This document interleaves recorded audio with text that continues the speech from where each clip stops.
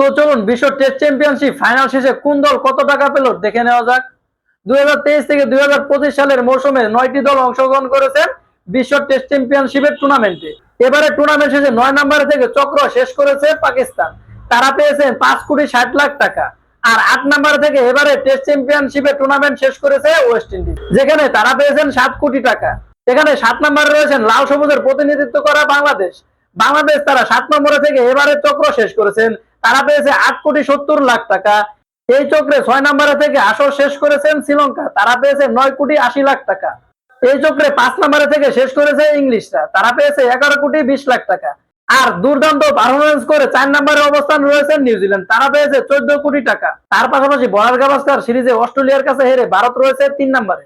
3 নম্বরে থেকে চক্র শেষ করেছেন ইন্ডিয়া, সেখানে তারা পেয়েছে 16,80,00,000 টাকা। এবং ফাইনালে উঠেছে গতবারের চ্যাম্পিয়ন অস্ট্রেলিয়া এবং প্রথমবারের মতো ফাইনালে উঠে দক্ষিণ আফ্রিকা। ফাইনালে মুখোমুখি হয় অস্ট্রেলিয়া এবং দক্ষিণ আফ্রিকা। টসে জিতে বোলিং এর সিদ্ধান্ত নেয় দক্ষিণ আফ্রিকা আর ব্যাটিং এ পাঠায় অস্ট্রেলিয়াকে। অস্ট্রেলিয়া তারা সবকটি উইকেট হারিয়ে প্রথম ইনিংসে 212 রান সংগ্রহ করে 213 রানের জবাবে ব্যাটিং এ এসে 138 রানে গুটিয়ে যায় দক্ষিণ আফ্রিকা। কিন্তু দ্বিতীয় ইনিংসে ঘুরে যায় তাদের ভাগ্য। অস্ট্রেলিয়ান ব্যাটাররা দ্বিতীয় ইনিংসে করে 207 রান। দুই ইনিংস শেষে 282 রানের টার্গেট দেয় দক্ষিণ আফ্রিকাকে। কিন্তু টেম্বা বাবুর দল তারা সহজে জিতে নেয় তাদের ইনিংস।